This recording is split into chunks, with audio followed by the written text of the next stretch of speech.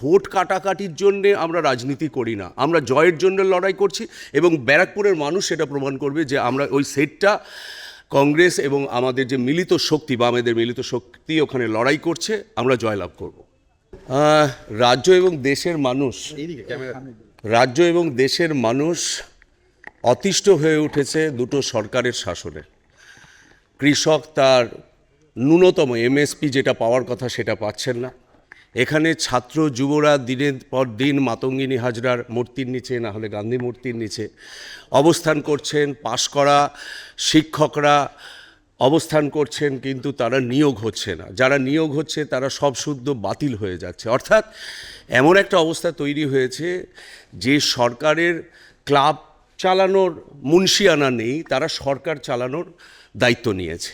এই অবস্থায় আমরা বাম গণতান্ত্রিক একটা সরকার, যেমন ইউপিএ 1-এর সময় ছিল, যে সময় মানুষের পক্ষে আপনারা জানেন যে খাদ্য সুরক্ষা আইন প্রয়োগ করা গিয়েছিল, তারপরে ধরুন 100 দিনের কাজ আইন প্রণয়ন করা গিয়েছিল। আমরা মহালক্ষ্মী ভাণ্ডার আনার কথা ভাবছি, যেটাতে আইন প্রণয়ন করব। কারণ এই যে খেটে খাওয়া মানুষ, তাদের ন্যূনতম যেটা পাওয়া উচিত সেটা এরা একদিক দিয়ে বঞ্চিত করছে কম দিয়ে, আর একদিক দিয়ে বঞ্চিত করছে সেই পাওনা টাকা আত্মসাৎ করে। আজকে তৃণমূল এবং বিজেপি নেতাদের বিগত 10 বছরে বাড়ি ঘর দৌড়, তাদের গাড়ি সমস্ত কিছুর যদি খতিয়ান মানুষের সামনে আসে, তারা যেভাবে ফুলে পেঁপে উঠেছে, আর মানুষ, সাধারণ মানুষ, খেটে খাওয়া মানুষ যেভাবে শুকিয়ে গেছে, তারা যেভাবে ঋণের দায়ে জর্জরিত, এই অবস্থা দীর্ঘদিন চলতে পারে না। তার বিরুদ্ধে আমরা রাস্তায় নেমেছি এবং ব্যারাকপুরে আপনারা জানেন দু ধরনের মানুষ আছে, শ্রমজীবী মানুষ আছে, কৃষিজীবী মানুষ আছেন।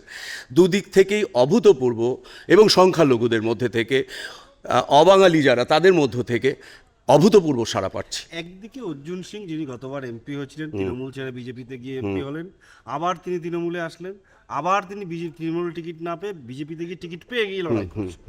তার উল্টো দিকে পার্থ ভৌমিক, যিনি রাজ্যের মন্ত্রীও বটে। তো এইরকম দুজন হেভিওয়েট প্রার্থীর সঙ্গে লড়াই বা তাদের বিরুদ্ধে লড়াই, এটা কতটা কঠিন? দেখুন, হেভিওয়েট কথাটা না, মানে এটা একটা সাংবাদিকদের বা আমাদের যারা সাংবাদিক কুল আছেন তাদের তৈরি একটা শব্দ। আমাদের কাছে, আমরা মানুষকে বড় করে দেখি। আমি সবসময় বলে এসেছি যে আমি প্রার্থী নই, প্রার্থী হচ্ছে, প্রার্থীর একটা মুখ দরকার, দল সেটা দিয়েছে, কিন্তু তাদের শক্তি, কলজের জোর, শ্বাসের জোর হচ্ছে সাধারণ মানুষ। সাধারণ মানুষ যদি সমর্থন করেন তাহলে সেই প্রার্থী কিন্তু হেভিওয়েট হয়ে ওঠে।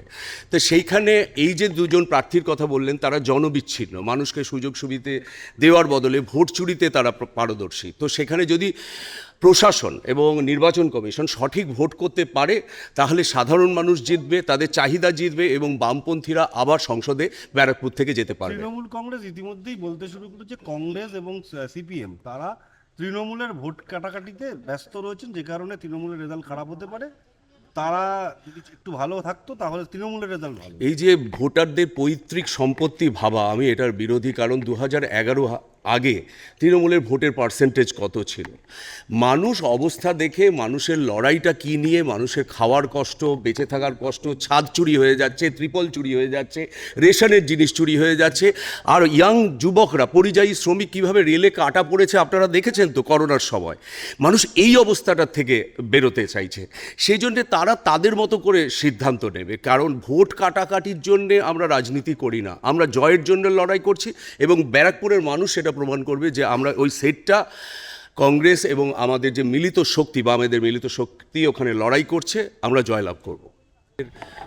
লড়াই তো আইনসভায় গিয়ে সবার আগে আমাদের যে ইস্তেহার বেরিয়েছে ইন্ডিয়া জোট এবং আমাদের, সেখানে মানুষের ন্যূনতম যে চাহিদাগুলো, সেই চাহিদার মধ্যে বিশেষ করে আমার এলাকায়, মানে ব্যারাকপুর এলাকায় শ্রমজীবী এবং কৃষিজীবী উভয়তই আছে।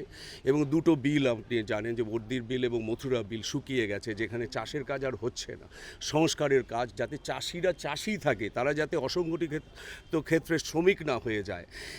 চাষিরা যদি চাষি না থাকে তাহলে আমরা কোথা থেকে খেতে পাবো?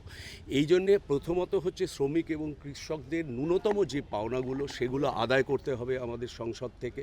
আর দ্বিতীয় হচ্ছে লোকাল যে প্রবলেম, যার জন্য আমি বললাম যে কৃষিজীবীরা জল পাচ্ছেন না সেচের জন্য, চাষের জন্য, সেই সংস্কারের কাজ, এইগুলোতে আস্তে আস্তে হাত দিতে হবে।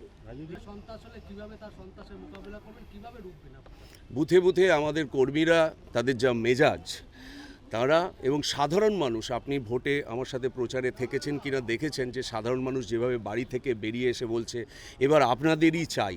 তারা এই সন্ত্রাসমুক্ত একটা ভদ্র সমাজ চায়। সন্ত্রাস কবলিত কোনো সমাজ, কোনো মধ্যবিত্ত পরিবার চায় বলে, নিম্ন মধ্যবিত্ত পরিবার চায় বলে আমাদের জানা নেই।